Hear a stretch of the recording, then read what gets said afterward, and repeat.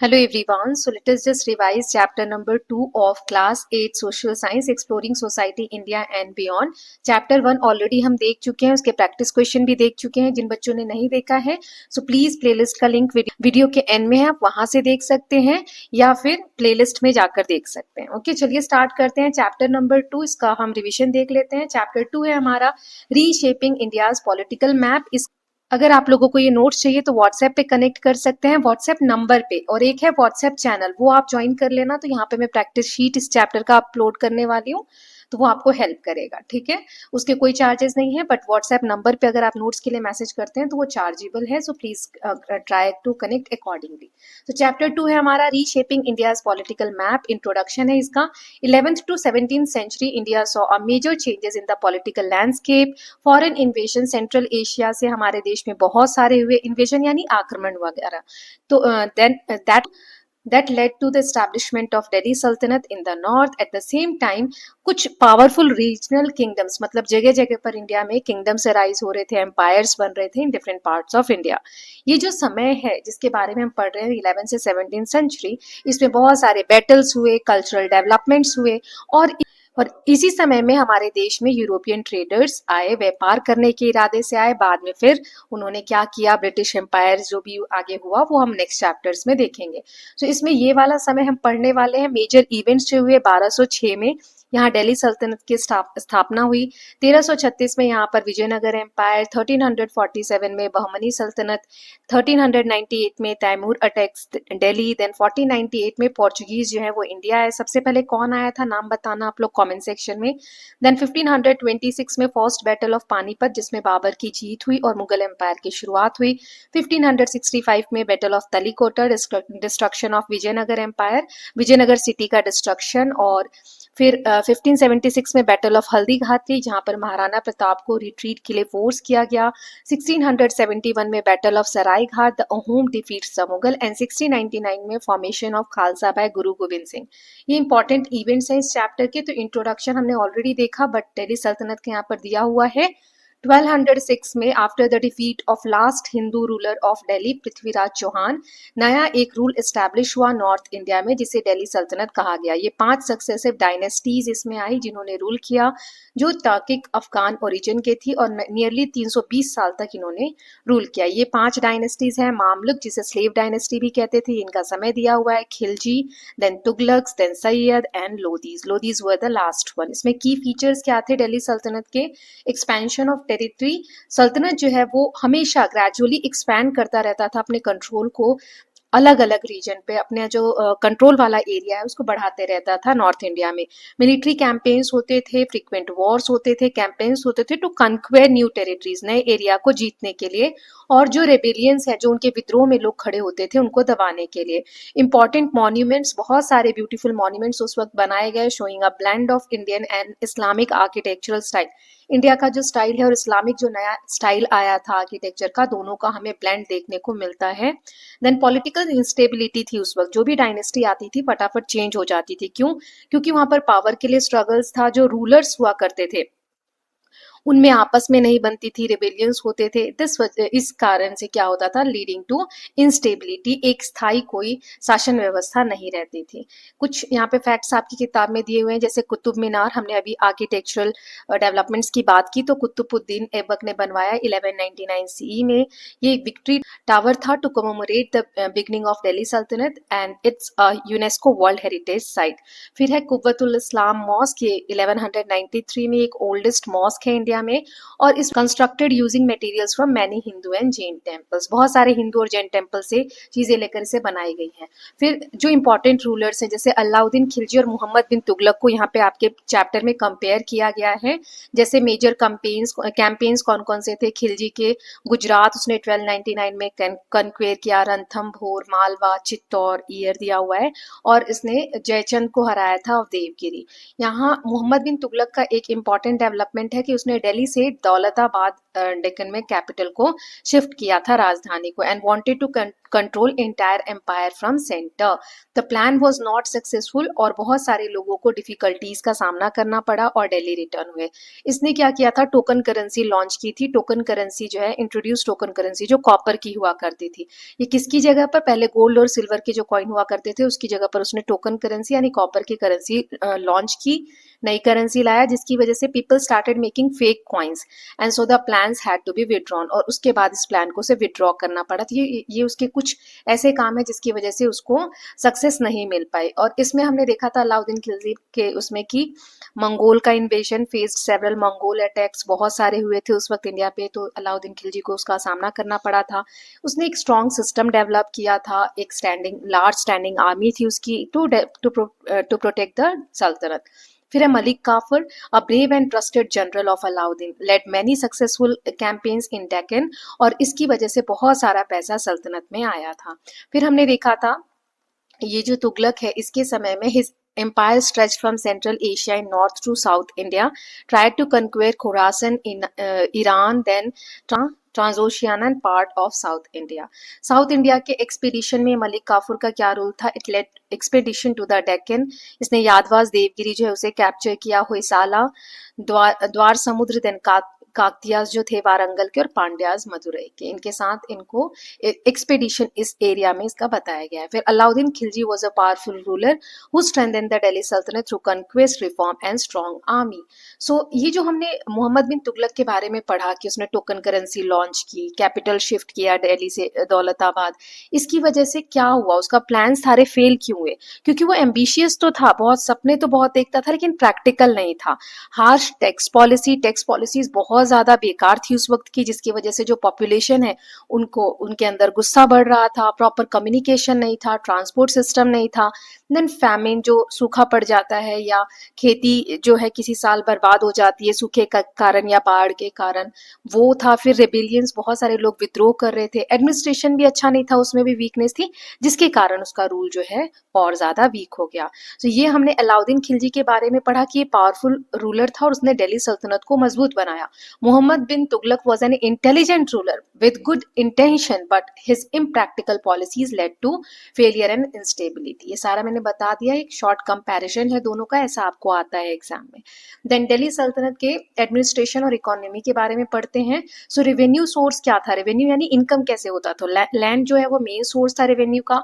Land revenue was collected in cash और kind मतलब ऐसा नहीं कि कैश में टैक्स लैंड रेवेन्यू पे होता था, आप अनाज या और भी चीजें जो है उसके बदले में दे सकते थे। States also earn from, state को जो अर्निंग होती थी टैक्सेस से, फाइन से, वॉर बूटी यानी जो युद्ध में सामान लूट कर लाया जाता था उससे, और ट्रिब्यूटरीज से। देन टैक्सेस, बहुत सारे तरीके के टैक्स लोगों पर लगाए गए थे, जैसे खिराज लैंड टैक्स होता था जो किसान दिया करते थे, अशर जो टैक्स होता था इरिगेशन पे, टैक्सेस ट्रेड पे लगते थे, कस्टम ड्यूटीज लगते थे, हाउस टैक्स ऑल्सो कलेक्ट किए जाते थे। फिर जजिया क्या था, ये नॉन मुस्लिम्स पे लगाया जाता था जो मुस्लिम नहीं होते थे। It was considered a sign of their subjugation और टू मुस्लिम रूल, की मुस्लिम हमारा, वो लोग मुस्लिम थे तो हमारा शासन चल रहा है तो हमारे अंडर में आप हो। सब्जुगेट करना मतलब किसी को अपने अंडर में कर लेना, इसके लिए टैक्स लगाया जाता था नॉन मुस्लिम के ऊपर। इसके बदले में non Muslims were given protection and could follow their own religion.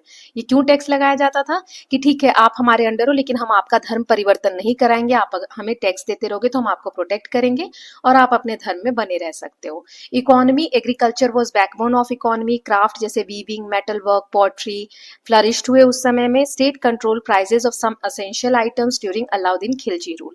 Trade जो है इंटरनल और एक्सटर्नल ट्रेड उस वक्त बढ़ा। इंपॉर्टेंट आइटम्स ट्रेड किए जाते थे जैसे spices, cloth, precious stones, metals and horses. Traders came from Central Asia, West Asia and Europe. Iconoclasm क्या होता है, बहुत सारे टेम्पल्स उस वक्त डिस्ट्रॉय किए गए ड्यूरिंग इन्वेजन, आक्रमण के दौरान। New mosque were built using material taken from temples. Temple से सामान लेकर नए मस्जिद बनाए जाते थे वहां से मटेरियल्स लेकर। This showed the assertion of political and religious power. फिर हमने देखा था तैमूर का इन्वेजन 1398 में। Timur a central Asian ruler, उस 1398 में इंडिया को इन्वेड किया। उसने नसीरुद्दीन मोहम्मद तुगलक जो है उसको डिफीट किया। दिल्ली को ब्रूटली प्लंडर किया और बहुत सारी जगहों पर मैसेकेयर मतलब कि लोगों को बड़ी मात्रा में मारा, डिस्ट्रक्शन किया। फिर वो सेंट्रल एशिया रिटर्न हो गया बहुत सारे वेल्थ और कैप्टिव्स के साथ, जो युद्ध में वो लोग जीतते हैं या लूट का सामान होता है उसके साथ। इसका इफेक्ट क्या हुआ उस वक्त सोसाइटी पे? पॉलिटिकल इंस्टेबिलिटी बढ़ गई, इकोनॉमी को बहुत ज़्यादा सफ़र करना पड़ा था, टैक्सेशन पॉलिसी इसकी वजह से कॉमन लोग जो है वो गरीबी का सामना कर रहे थे और हार्डशिप का, ये हार्डशिप है। Despite this art, architecture, literature and culture also develop, कुछ चीज़ें जो हैं वो अच्छी भी डेवलप हो रही थी। देन दिल्ली सल्तनत को रेसिस्टेंस कौन कौन से थे, कौन कौन से लोग इनके अगेंस्ट में थे, कौन कौन से लोग विद्रोह कर रहे थे? तो पहले ईस्टर्न गंगा किंगडम जो उड़ीसा का पार्ट था, ये रेसिस्ट कर रहा था एक्सपेंशन को दिल्ली सल्तनत के। They supported art, culture and temple architecture. फिर है नरसिम्ह देव फर्स्ट, 1238 से 1264 इनका ईयर है। ये पावरफुल रूलर थे ईस्टर्न गंगा डायनेस्टी का, ये जो हम पढ़ रहे हैं ना। उसने दिल्ली सल्तनत की आर्मी को डिफीट किया था इन्होंने।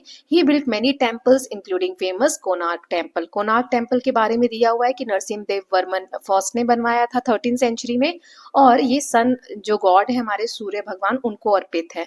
अ masterpiece of Kalinga architecture in Odisha. फिर है मुसनुरी नायक्स जो है a group of local chiefs in Andhra region, they fought against Tughlaqs and restored Hindu rule, then help in the revival of local administration. Hoysala, then Bahmani सल्तनत, इन सब के बारे में हमने चैप्टर में डिटेल में देखा था। डिटेल वाली वीडियोस भी देख सकते हैं, ये रिवीजन पर्पज से चैप्टर है ना। सोहिसाला जो है ये पावरफुल किंगडम थे कर्नाटका में, इन्होंने भी रेसिस्ट किया दिल्ली सल्तनत के इन्वेजन को। और ये ब्यूटीफुल टेम्पल्स जो बेलूर में है, हेलीबिडू, इन सब के लिए जाने जाते हैं।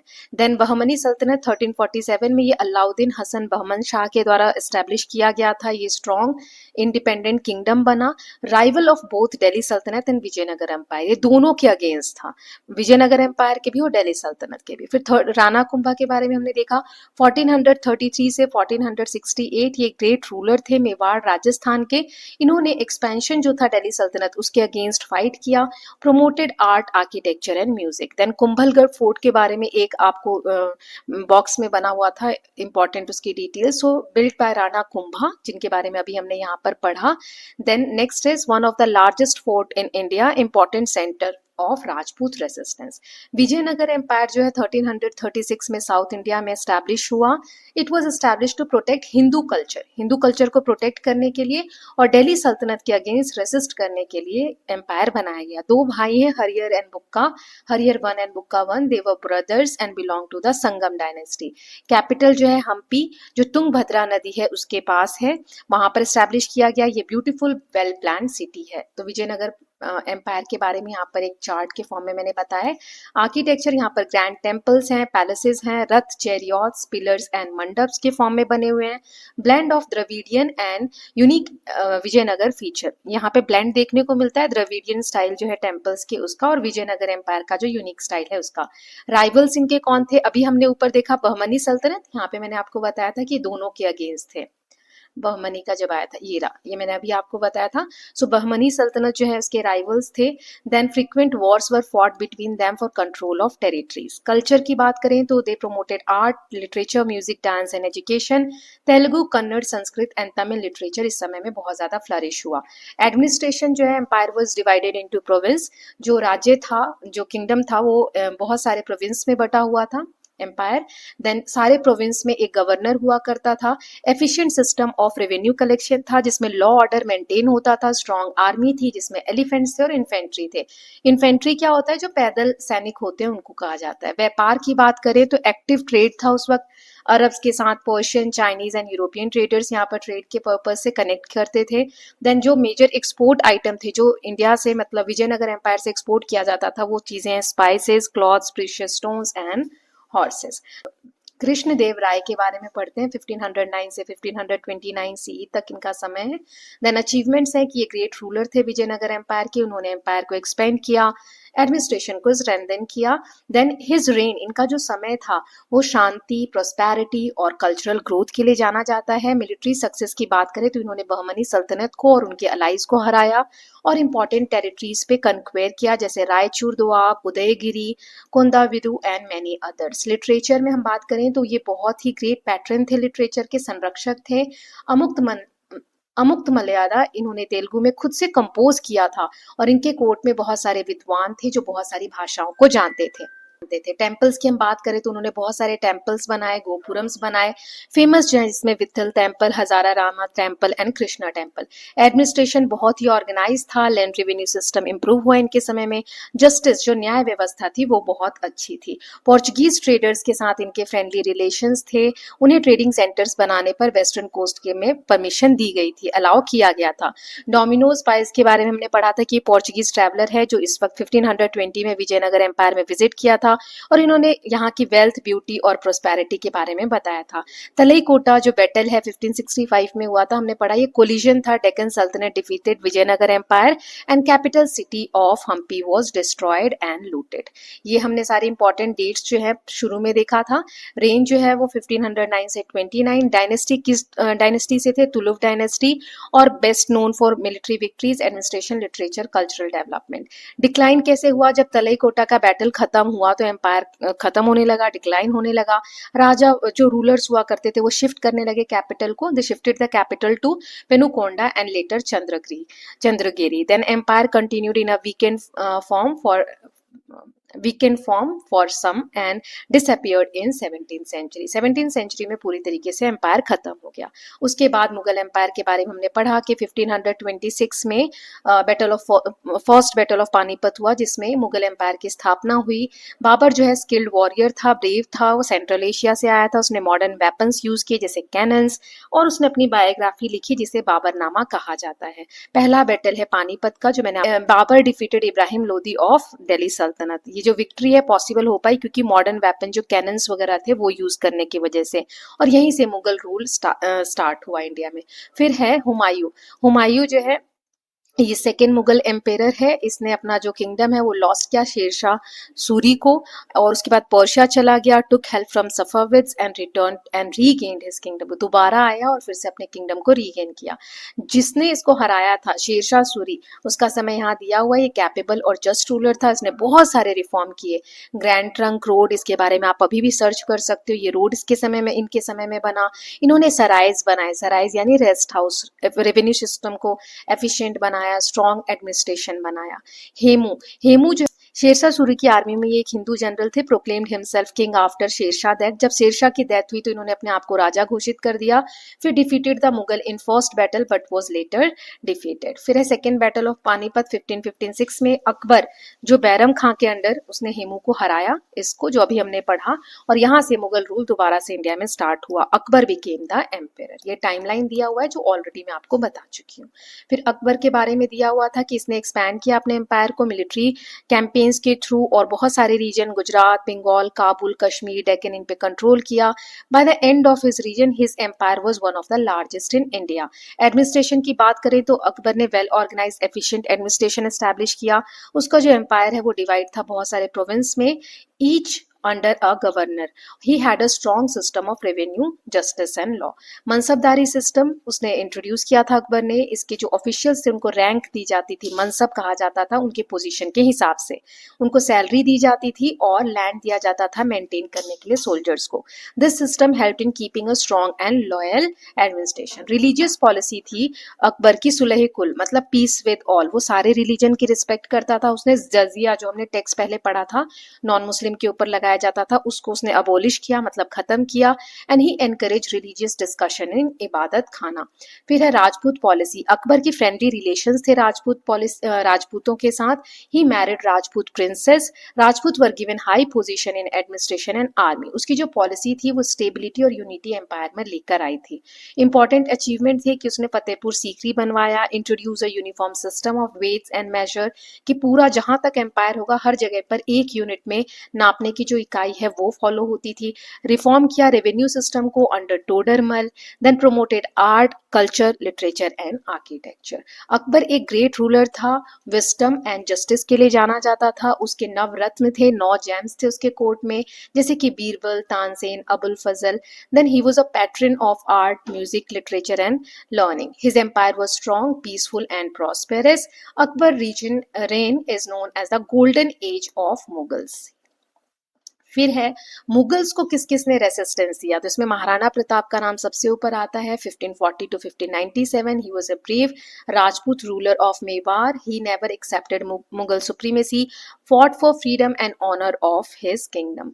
बैटल ऑफ हल्दी घाटी, जिसके बारे में टाइमलाइन में देखा था, यहाँ पर महाराणा प्रताप और अकबर की आर्मी के बीच में फाइट हुई। मुगल आर्मी लेड बाय मान Singh, then though Pratap did not win, he remain undefeated. Then Ahom है, अहोम जो है उन्होंने आसाम पर रूल किया, रेसिस्ट किया मुगल एक्सपेंशन को, उन्होंने अपने किंगडम और कल्चर को प्रोटेक्ट किया। बैटल ऑफ सराय घाट 1671 में, इसमें क्या हुआ है, अहोम और मुगल के बीच में ब्रह्मपुत्र रिवर के किनारे लड़ाई हुई, जिसमें Ahom army led by Lachit Borphukan, Ahom defeated the Mughals. फिर मराठा के बारे में है, मराठा रोज अगेंस्ट मुगल्स, हम सारे रिबेलियंस पढ़ रहे हैं कि मुगल्स के अगेंस्ट कौन कौन से थे। They fought for swaraj, that is self rule, they weaken the Mughal power in many region. Shivaji का समय है जो मराठास में ही आएगा ये टॉपिक। 1630 to 1680, founder of Maratha empire, skilled warrior and great administrator, he used guerrilla warfare tactics, build a strong navy and forts. फिर सिख जो थे उन्होंने भी मुगल के ऑपरेशन के अगेंस्ट स्टैंड लिया। They believe in bravery, equality and justice, they build a strong community. जैसे गुरु गोविंद सिंह जी का एग्जाम्पल दिया था, 10th सिख गुरु थे, इन्होंने खालसा पंथ की स्थापना की 1699 में। Give the Sikhs a separate identity and code of conduct, inspired them to fight against injustice and tyranny. तो ये सारे रेसिस्टेंस है जो अभी हमने पढ़े, इस तरीके से आप माइंड मैप के थ्रू करोगे तो आपको याद हो जाएगा। ठीक है, अब ये लास्ट क्विक रिवीजन है, ये सारी चीजें मैं ऑलरेडी आपको बता चुकी हूँ, नोट्स लेते हैं तो उसमें ये चीजें रहती हैं। अब प्रैक्टिस क्वेश्चन हम दूसरे वाले चैनल पे करेंगे, Janki study corner, so I hope you are going to watch that. पहले रिवीजन वीडियो कंप्लीट करिए, इसको एक दो बार देखिए क्योंकि बहुत सारे फैक्ट्स हैं, चैप्टर बहुत लेंदी था, मैंने ट्राई किया है सारी चीजें कवर करने का। सो कैसा लगा video please let me know, will meet very soon with the next video. And one more thing कि जिनको नोट्स चाहिए please connect on WhatsApp for detail notes और these revision notes. Okay, so please take care of yourself, keep learning, keep revising. Bye.